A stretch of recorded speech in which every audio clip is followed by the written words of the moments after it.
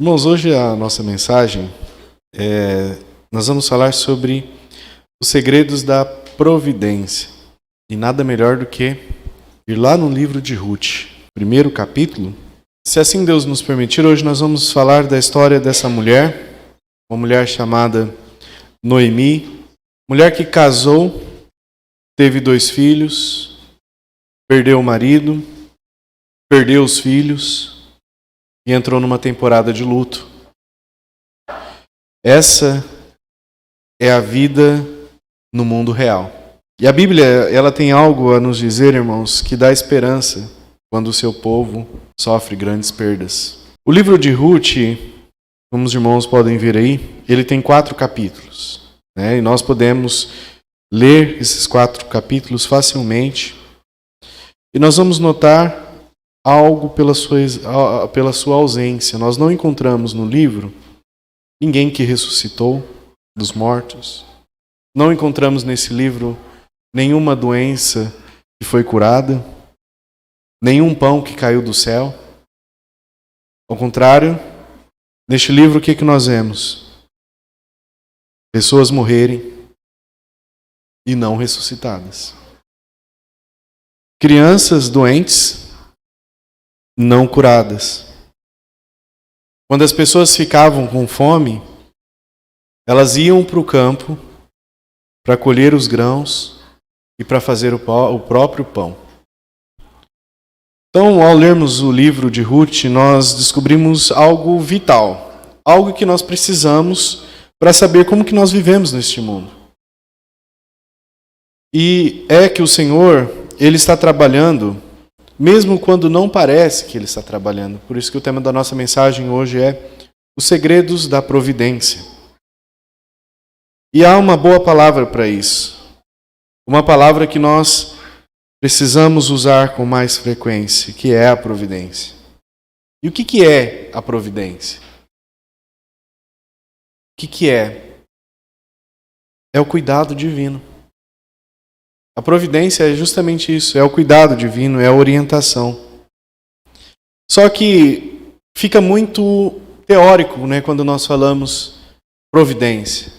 É algo, uma definição simplesmente, um conceito simplesmente não resolveria os nossos problemas. Nós temos que entender de fato o significado real de uma palavra. E nós podemos aprender aqui agora através dessa história. Não podemos pensar nenhuma outra história melhor para ilustrar a providência de Deus do que nós encontramos aqui. E o que nós veremos hoje? Nós podemos dividir novamente em 3 momentos este primeiro capítulo de Ruth. O primeiro momento ocorre lá em Moabe. O segundo momento envolve uma decisão. A decisão de uma mulher chamada Noemi de retornar à terra prometida. E o terceiro momento ocorre lá em Belém.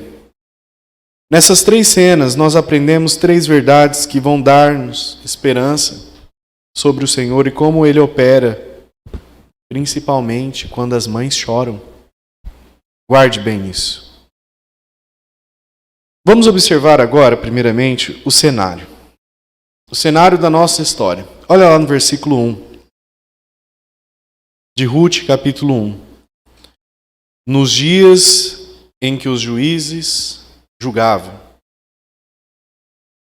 Para nós fazermos uma apreciação melhor da história, nós precisamos apreciar esse cenário. Quem que eram os juízes? Na Bíblia, antes aí do livro de Ruth, nós encontramos esse livro chamado Juízes. A história de Ruth, ela aconteceu perto do fim do período dos juízes, lá no século 13 a.C. E quem eram esses?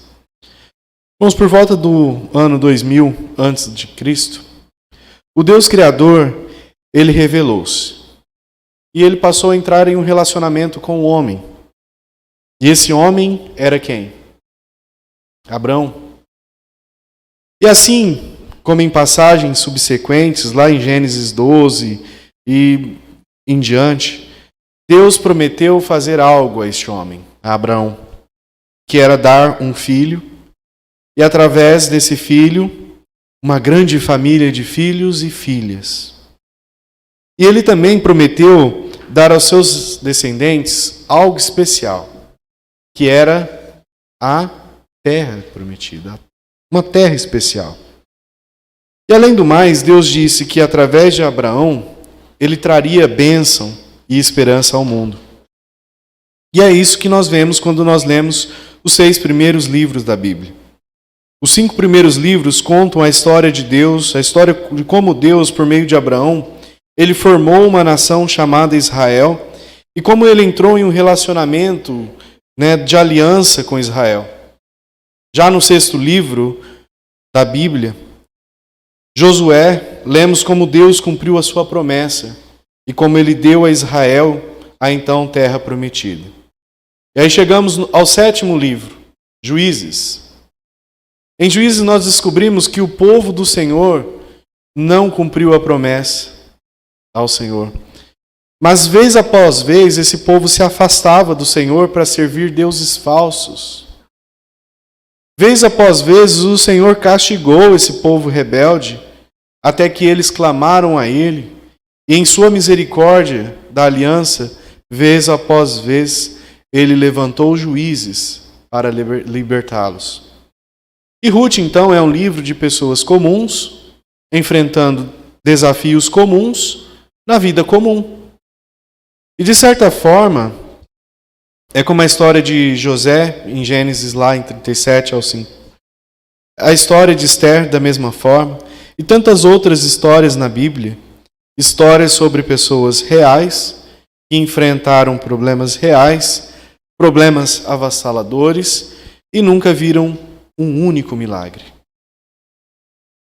A nossa história aconteceu então durante aquela fase de uma verdadeira montanha-russa de Israel. No livro de Ruth, o autor, nós não sabemos quem é, alguns acham inclusive que seja Samuel, coloca os holofotes sobre o que aconteceu com a família, com uma família em particular, naquele período tão sombrio. Então nós somos apresentados lá no versículo 1 ao 2 a essa família, aos membros da família. Do versículo 1 ao 2, e sucedeu-se que nos dias em que os juízes julgavam, houve uma fome na terra. E por isso um homem de Belém de Judá saiu a peregrinar nos campos de Moabe, ele, a sua mulher e seus 2 filhos. E era o nome deste homem Elimeleque, e o de sua mulher, Noemi. E os de seus 2 filhos, Malom e Quilom, efrateus de Belém de Judá. E chegaram aos campos de Moabe e ficaram ali. Então a nossa história começou exatamente aonde? Em Judá, no sul de Israel. E o que aconteceu? Houve fome, houve uma fome. Eles nos disseram. Será que essa fome foi coincidência? Nós vemos que não. Por quê? Não há coincidências no universo de Deus. Não há. Então não há espaço para coincidências quando há providência. Guarde bem isso, irmãos. Não há espaço para coincidências quando há providência. A providência, ela é bem diferente de um milagre. O milagre é uma contradição não repetível de uma lei da natureza demonstrável, como dar visão instantânea ao cego. E isso é um milagre. Quando Deus opera por meio da providência, Ele não muda as leis da natureza. A providência aponta para a atividade de Deus nos bastidores. É Deus trabalhando ali nos bastidores. Na providência, Deus opera por meio das leis da natureza, leis que Ele mesmo criou lá em primeiro lugar. Então alguém disse, a providência é a atividade de Deus em guiar ou dirigir a natureza, o homem ou a história. E no versículo 1, o que acontece? Para de chover. Isso é um milagre? Deus está por trás dessa cessação de chuva? Sim. e ele tem razão para fazer parar de chover? Sim, é uma razão providencial. Então, neste caso, uma razão que ele soletrou antes dos tempos.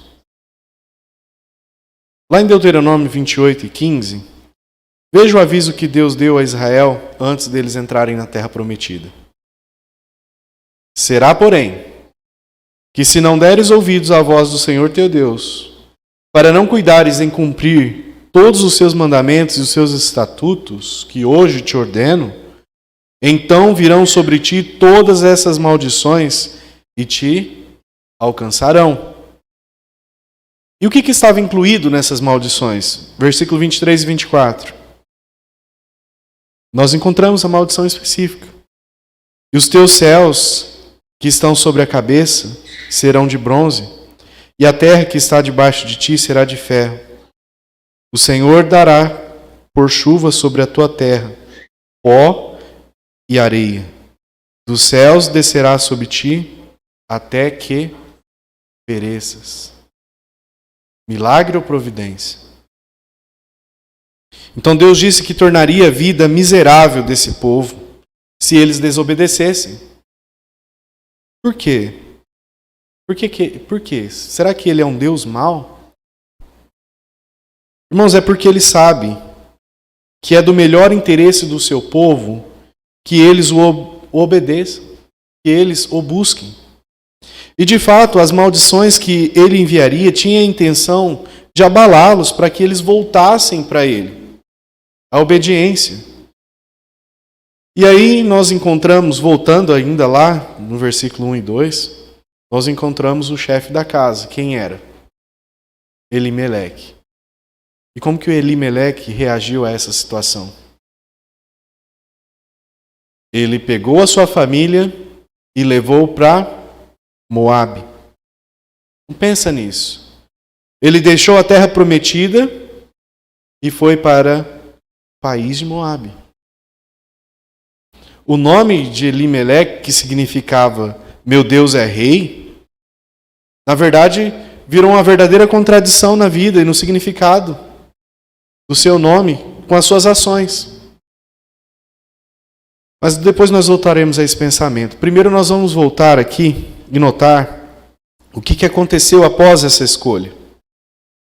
Uma série de perdas ocorreram que trouxeram dor à vida de Noemi. Noemi, primeiramente, perdeu a sua casa. A escolha de se mudar para aquele país, Moabe, significou que Noemi, seus maridos e seus 2 filhos estavam se separando da herança que o Senhor havia dado a seus antepassados. Eles deixaram Belém, que em hebraico significa o quê? Casa de pão, para ir aonde? Para Moabe, uma terra de um povo sob maldição.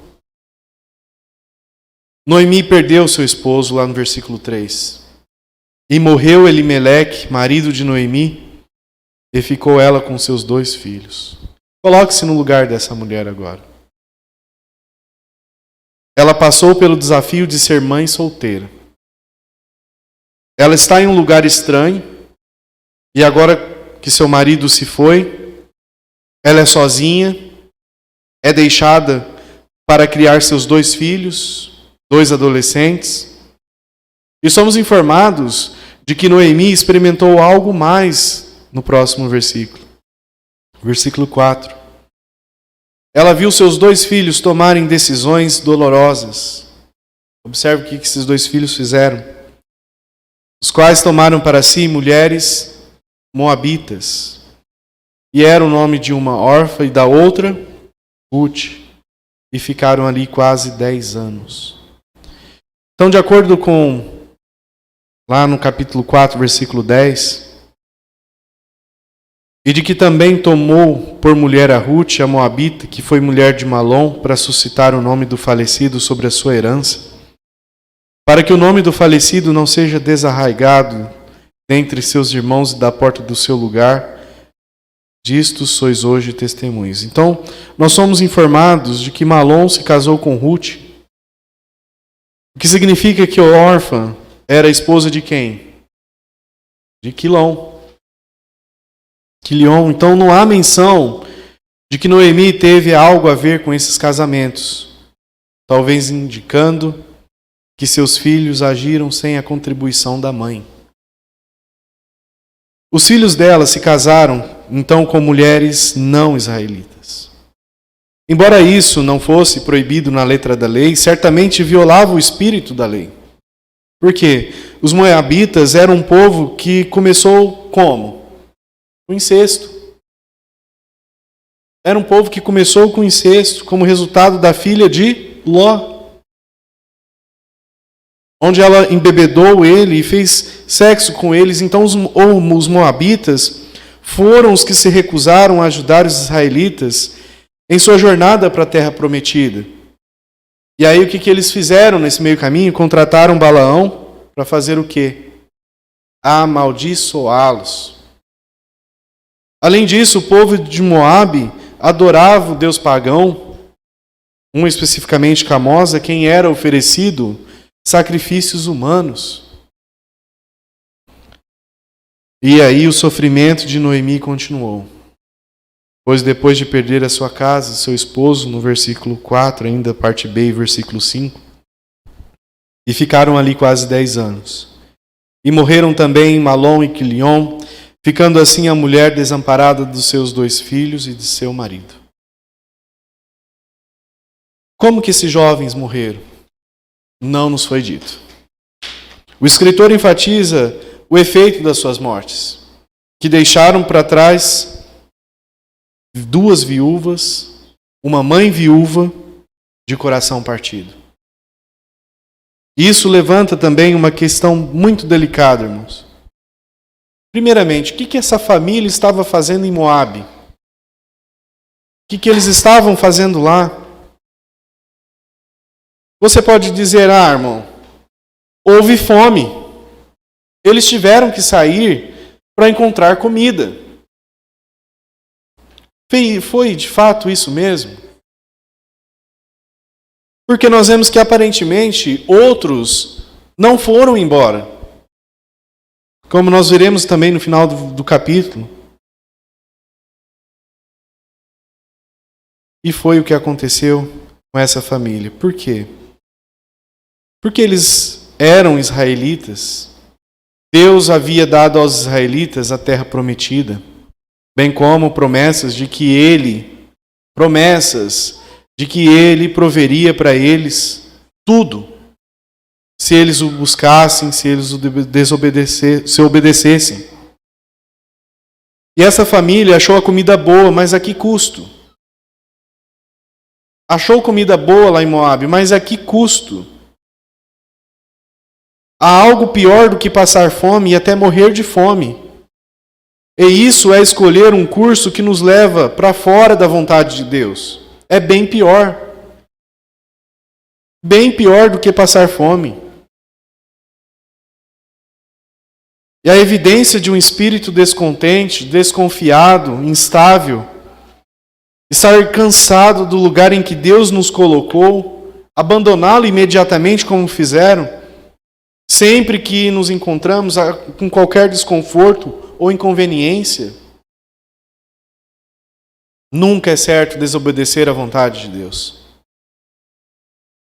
E especificamente, nunca é certo ir contra a vontade revelada de Deus na sua palavra.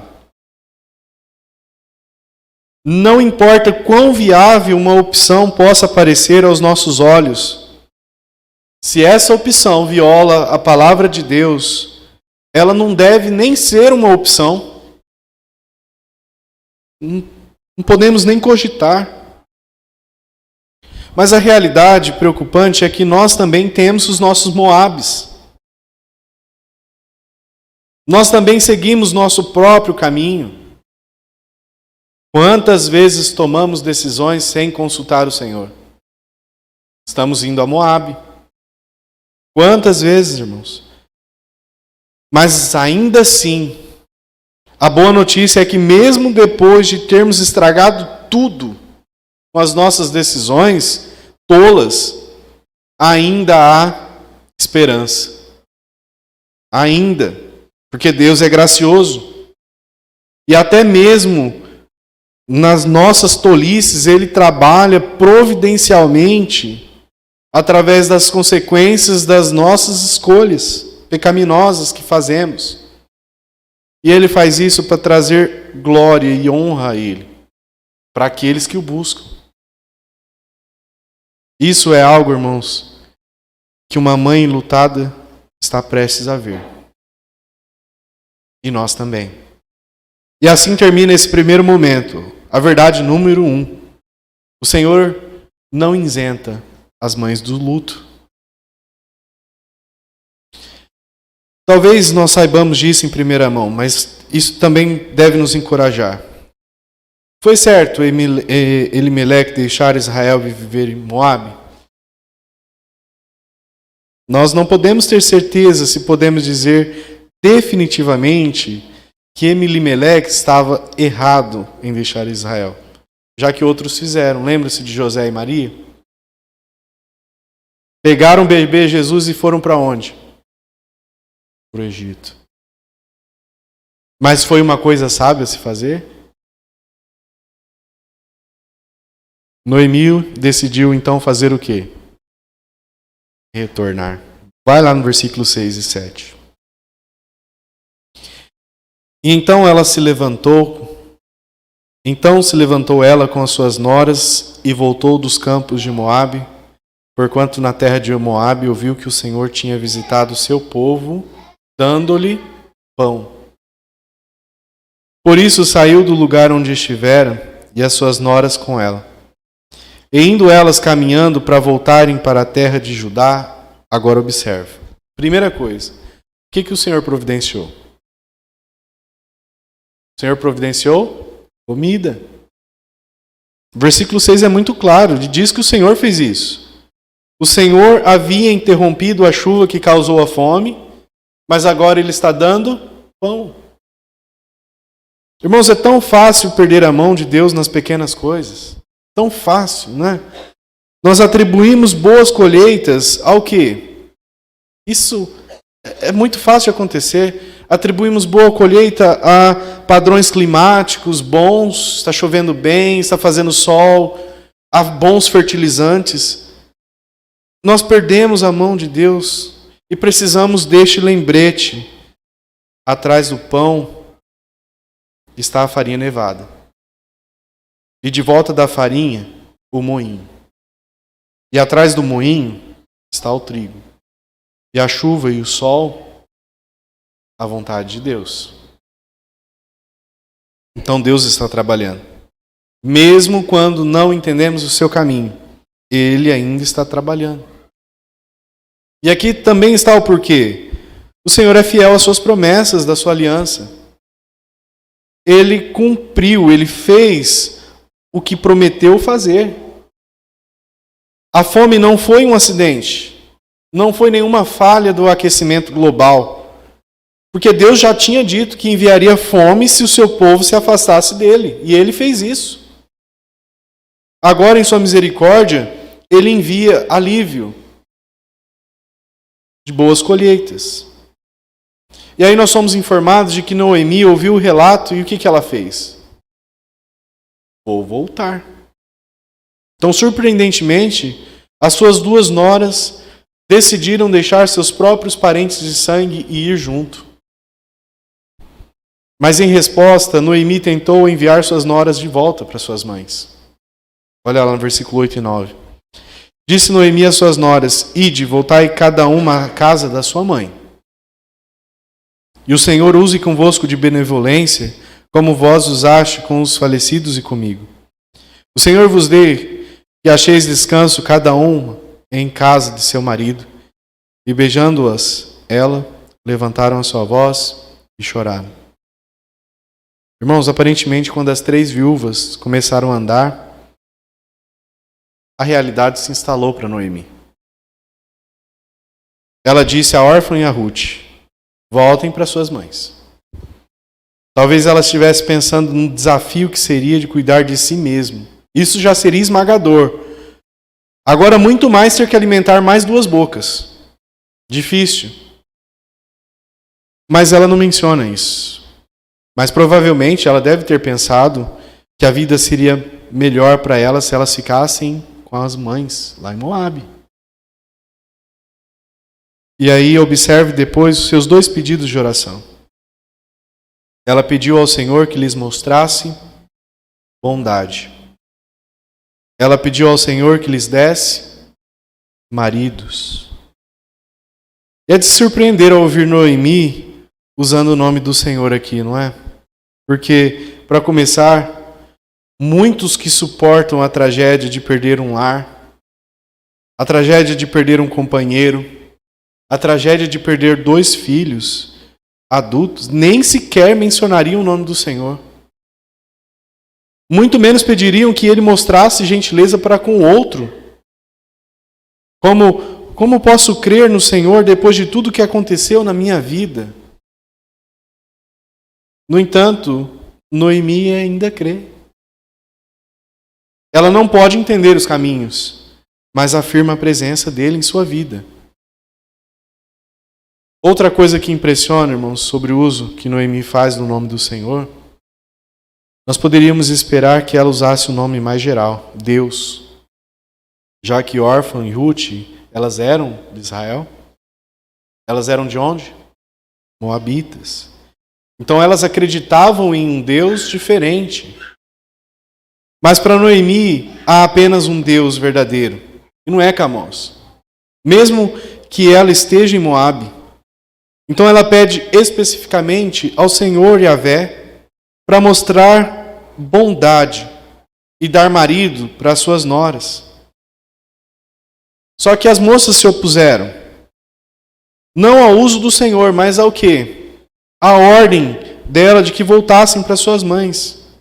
Olha lá, observe as últimas palavras do versículo 9 e depois as primeiras do versículo 10. Levantaram a sua voz e choraram. E depois no versículo 10, e disseram-lhe: certamente voltaremos contigo ao teu povo. Observe as palavras, seu povo. Então elas admitem que são mulheres estrangeiras em Israel. Mas tal é o amor delas por Noemi que elas insistem em ir com ela. Mas Noemi ainda insistiu que as noras fossem para casa, do versículo 10 e 11. Porém Noemi disse, lá no versículo 11, voltai, minhas filhas, porque ireis comigo? Porque iríeis comigo? Tenho eu ainda no meu ventre mais filhos para que vos sejam por marido? Então ele está falando sobre a lei, lá referente ao casamento levirato, uma lei de Israel, que foi dada para proteger justamente as viúvas e garantir a continuidade da linhagem familiar. No versículo 12 e 13, voltai, minhas filhas, ide-vos embora, que já muito velha sou para ter marido. Ainda quando eu dissesse, tenho esperança, ou ainda que esta noite tivesse marido e ainda tivesse filhos, esperá-lo-ias até que viessem a ser grandes? Deter-vos-ias por eles, sem tomardes marido? Não, filhas minhas, que mais amargo me é a mim do que a vós mesmos, porquanto a mão do Senhor se descarregou contra mim. Irmãos, não perca essa visão de Noemi sobre Deus. Ele é quem ajuda o seu povo. Ele também é responsável pelas coisas que acontecem, pelas coisas que ferem o seu povo. A mão do Senhor se descarregou contra mim. Observe o efeito que as suas palavras tiveram em suas noras. Versículo 14. E então levantaram a sua voz e tornaram a chorar. E Orfa beijou a sua sogra, porém Ruth se apegou a ela. Então Orfa voltou. Ela disse adeus e seguiu pela estrada. Mas Ruth era uma história diferente. Ruth se apegou à sua sogra. E esse verbo apegar é uma palavra poderosa. É de fato como se um homem se apega à sua esposa no vínculo do casamento, é se apegar. é uma finalidade, é uma fidelidade comprometida. É aquela mesma fidelidade comprometida que Deus desejava do seu povo em relação a ele e a sua aliança. E Ruth se apegou dessa forma à sua sogra, Noemi. Alguns podem ver essa palavra e supor que Ruth é uma menina insegura ou assustada, que simplesmente não consegue mais deixar a mãe ir, mas certamente este não é o caso.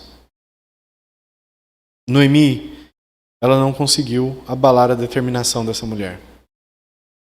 Versículo 15. Por isso disse Noemi: eis que voltou a tua cunhada ao seu povo e aos seus deuses. Volta tu também após tua cunhada. Irmãos, olha bem o que foi dito. Esta mulher, a tua cunhada, se voltou a quem? Seus deuses. Órfã voltou para os seus deuses. O que isso nos diz sobre essa mulher? Ela era uma pessoa boa, era uma pessoa gentil, leal e até mesmo disposta a deixar seu próprio país para mostrar o seu cuidado. Mas ela não acredita no Senhor. Por causa da graça comum, até mesmo pessoas que não conhecem o Senhor podem amar, podem mostrar compaixão, podem fazer grandes sacrifícios, mas ainda assim estão perdidos. Eles ainda estão escravizados pelos seus falsos deuses. Então ela adorava muitos deuses. A propósito, isso significa que Leon, um homem que professava acreditar no único Deus verdadeiro, casou-se com uma mulher que não acreditava no único Deus verdadeiro, mas que de fato acreditava em muitos deuses.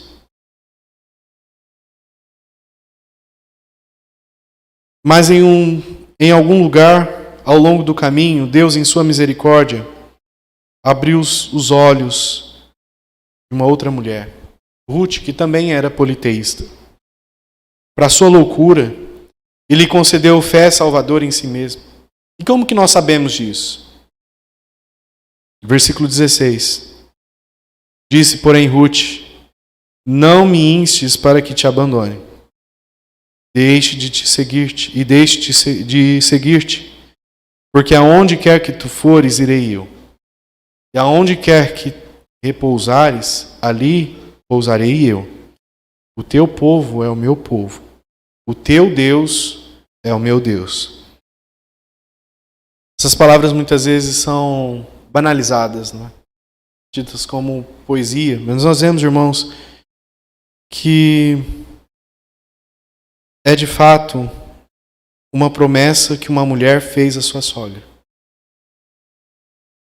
Agora nós vemos que Ruth não permanecerá em Moabe. Não é apenas sobre o seu amor por Noemi, porque a órfã tinha também esse amor. Ruth fez uma escolha pelo povo de Noemi e pelo Deus de Noemi. O que faria uma pessoa se afastar das tradições do seu povo, incluindo as dos seus próprios pais, incluindo a dos seus próprios deuses que eles adoravam há séculos? E o que faria essa mulher desistir da segurança da sua terra natal, de seus amigos, de tudo que ela já havia conhecido? O que faria ela fazer isso sabendo que seu pai e sua mãe nunca aprovariam essa atitude? Na verdade, provavelmente nunca mais falariam com ela. Só a resposta. E a resposta é uma palavra: graça. Porque pela graça sois salvos. Efésios 2, 8 e 9. Por meio da fé. E isto não vem dela. Não vem de nós. Vem de quem? Deus. É dom de Deus. Não por obras para que ninguém se glorie. Então, para Ruth, essa decisão não era apenas sobre Noemi. Era sobre o Deus de Noemi. Porque, para que não haja dúvidas, irmãos, ouça as próximas palavras de Ruth no versículo 17. Onde quer que morreres, morrerei eu, e ali serei sepultada. Faça-me assim o Senhor, e outro tanto, se outra coisa que não seja a morte me separar de ti. Entenderam? Ruth usa o nome de Deus, do Deus de Noemi. A sua devoção não é mais a Camós, mas ao Senhor, o Deus de Israel. E no versículo 18, vendo Noemi que de todo estava resolvida a ir com ela, desistiu. Deixou de lhe falar. Fim da discussão. O assunto está encerrado. Está resolvido. Os pingos nos is. Só que agora volte lá no versículo 16. Observe novamente algo que Ruth disse. O teu povo será o meu povo, e o teu Deus, o meu Deus. A ordem é significativa. Ruth menciona o povo de Noemi primeiro e depois o seu Deus. Por quê? Porque ela entende, irmãos, que ela não pode entrar em um relacionamento com Deus à parte do seu povo. Não tem como. Não podemos entrar em um relacionamento com Deus à parte do seu povo. E quem era o seu povo? Os judeus. Todos os judeus não são iguais. Todas as religiões não levam ao mesmo lugar. Deus escolheu um povo. Os judeus. A quem ele deu a sua palavra. E por meio de quem ele disse que levantaria o Messias. E o que ele fez? O próprio Jesus disse mais tarde, João 4:22. A salvação vem da onde? A salvação vem dos judeus. E Ruth afirma isso. Ruth está dando as costas para tudo que ela conheceu na infância. Ela foi uma adoradora de Camós por toda a sua vida, mas agora ela está rompendo todos os laços. E os laços familiares também. De acordo com Ruth 2:11, olha lá. E respondeu Boaz e disse-lhe: Bem se me contou quanto fizestes a tua sogra, depois da morte de teu marido, e deixastes a teu pai e a tua mãe, e a terra onde nascestes, e vieste para um povo que antes não conhecestes. Então, de acordo com Ruth, seu pai e sua mãe ainda estavam vivos. Mas Ruth voluntariamente faz uma escolha custosa. Ela está dizendo que algo é mais importante para ela do que a afeição familiar, do que a honra, do que a tradição. Ela está escolhendo se afastar do que sempre conheceu para outra coisa, para outra pessoa.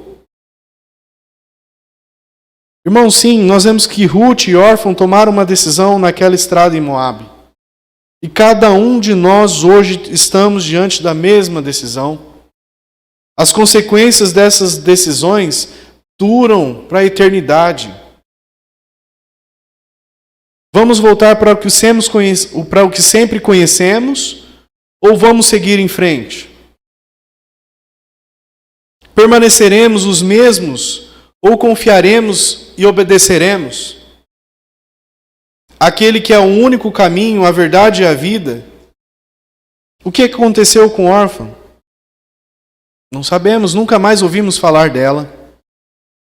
Tudo o que sabemos é que ela voltou para Moabe, voltou para sua mãe, voltou para sua idolatria. Por outro lado, Ruth foi em frente. E enquanto Ruth se dirige a Belém, ela está indo para as páginas da história. História da salvação. Mas há mais. Nós estamos aprendendo 3 coisas sobre o Senhor em Ruth. Nós vimos 2 até agora. A primeira, lembre-se, o Senhor não isenta as mães do luto. A segunda, o Senhor sustenta as mães em seus lutos. E aqui o terceiro, o Senhor se dá a conhecer através das mães em luto. No versículo 19. Assim, pois, foram-se ambas até que chegaram a Belém. E sucedeu que, entrando elas em Belém, toda a cidade se comoveu por causa delas e diziam: Não é esta Noemi? Irmãos, quanto tempo fazia? 10 anos. Já se faziam 10 anos que os colegas de Noemi não haviam visto mais. Suas perdas a afetaram e eles mal a reconhecem. Aí Noemi responde no versículo 20 e 21. Porém ela lhes dizia: não me chameis Noemi, chamai-me Mara, porque grande amargura me tem dado o Todo-Poderoso.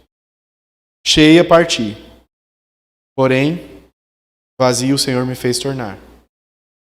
Porque, pois, me chamaríeis de Noemi? O Senhor testifica contra mim e Todo-Poderoso me tem feito mal.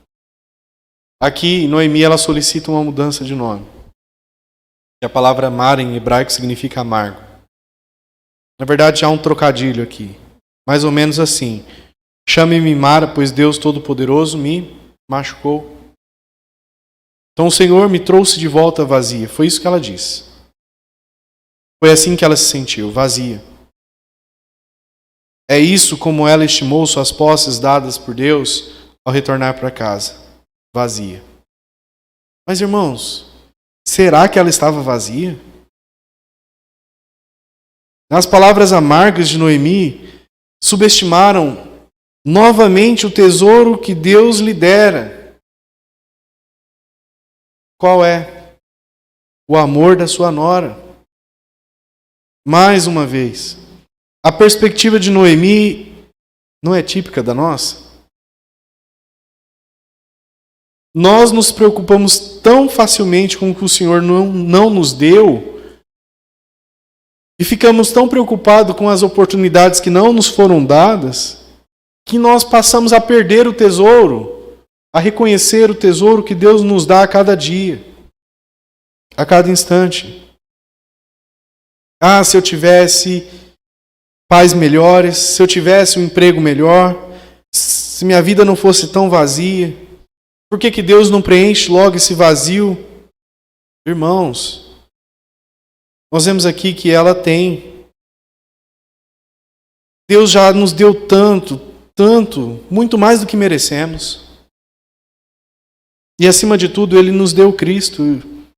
E em Cristo nós temos tudo o que precisamos para a vida e para a piedade. 2 Pedro 1,3, visto como seu divino poder nos deu tudo o que diz respeito à vida e à piedade, pelo conhecimento daquele que nos chamou pela sua glória e virtude. Então, um apelo melhor, uma fala melhor seria: ó Senhor, dá-me olhos para ver o que o Senhor me deu. Para reconhecer o que o Senhor me deu. Às vezes o Senhor nos dá o que queremos, mas às vezes o Senhor nos dá o que nós precisamos. Mas não por nos dar o que queremos. E foi o que Ele fez no caso dessa mãe. E vamos ver como que termina esse capítulo. Nós aprendemos duas coisas. Noemi afirmou que Deus estava no controle das suas perdas.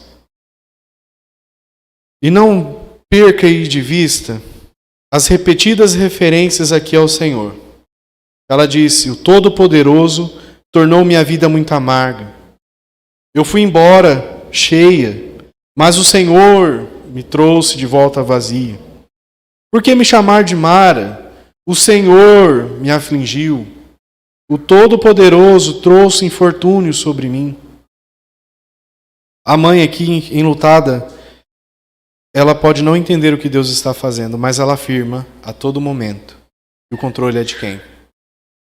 O controle é de Deus. Mesmo até sobre as suas perdas. E ela atribui tudo a Deus. Tudo o que é agradável e tudo o que é desagradável, ela atribui a Deus. E Noemi acabaria então aprendendo que Deus está preenchendo o vazio deixado por suas perdas, no versículo 22. E assim Noemi voltou, e com ela Rute, a moabita, sua nora, que veio dos campos de Moabe, e chegaram a Belém no princípio da colheita das cevadas. E assim termina o capítulo 1. O capítulo 1 conta o que aconteceu em 10 anos. O capítulo 2 vai cobrir os eventos de um dia. O capítulo 1 termina nos contando que era a época da colheita da cevada, o que significa que está perto do fim lá do mês de abril. E por que esse detalhe? Mostra porque o tempo de Deus é perfeito. Ele mostra que a fome que levou Noemi a deixar Belém, em primeiro lugar, acabou. E embora Noemi ainda não saiba, as coisas estão prestes a mudar para ela. E Deus está trabalhando. E nós podemos ver sua providência ilustrada de duas maneiras, ambas as quais são manifestas tudo no resto do livro. Primeiro, ele deu a Noemi uma nora devotada. Noemi tem uma joia. E ela logo vai descobrir o quão preciosa essa joia dada por Deus realmente é. Que coisa incrível, não é, irmãos? Deus faz na vida de Ruth. Ruth era o produto de uma raça degradada, os filhos de Moabe. A corrida começa com um episódio incestuoso entre o bêbado Ló, as suas filhas, em uma caverna fora das ruínas fumegantes de Sodoma. Moabe era filho da filha mais velha de Ló. Poderia alguma coisa nobre, boa, sair de tal contexto? Já ouviram isso? É semelhante? Poderia sair alguma coisa boa ou nobre desse contexto? Claro que nós dizemos, não. É esperar demais. Os fatores hereditários, os ambientais, são muito poderosos, mas humanamente falando, tais conclusões são possivelmente corretas. Meu Deus. Duas pequenas palavras que fazem uma grande diferença. Meu Deus. E olha que diferença a providência de Deus faz. O mundo diz, você não pode mudar a natureza humana. Haverá romance e uma proposta no capítulo 3. Um casamento, um filho nascido no capítulo 4. Ele pegou uma mulher pagã, uma mulher estrangeira, salvou a sua alma e abençoou Noemi. Mas a bênção não foi só para Noemi. Deste romance, deste casamento, desse filho nascido, e este filho especial é quem? Obed, o pai de Jessé, o pai de Davi, o ancestral real de Jesus, o Messias. Irmãos, Deus sabe o que está fazendo, mesmo nas perdas. Ele está se preparando para dar ao mundo o seu filho, que dará então a sua vida em uma cruz cruel, e então ressuscitará, fornecendo perdão dos pecados e vida eterna para todos que confiarem nele. Providências. Esse mesmo Deus sabe o que está fazendo na sua vida, na nossa vida. Eu não sei o que você está enfrentando hoje, mas eu sei a verdade sobre ele. Eu sei que o Senhor não isenta. O Senhor não sustenta as mães em luto e deixa lá. O Senhor, Ele se dá a conhecer em todos os momentos. E claro, irmãos, nós falamos das mães em luto, mas não são apenas elas, todos nós. É verdade que para cada um de nós, Ele não nos isenta do luto. Ele nos sustenta em nosso luto. Ele se faz conhecido através de nós em nosso luto. E como Jesus disse lá em Mateus 5:4, bem-aventurados que choram, porque eles serão consolados. Decida então afirmar a bondade e a sabedoria de Deus em todas as situações de sua vida. Amém, irmãos? Que Deus nos ajude. Uma excelente semana a todos.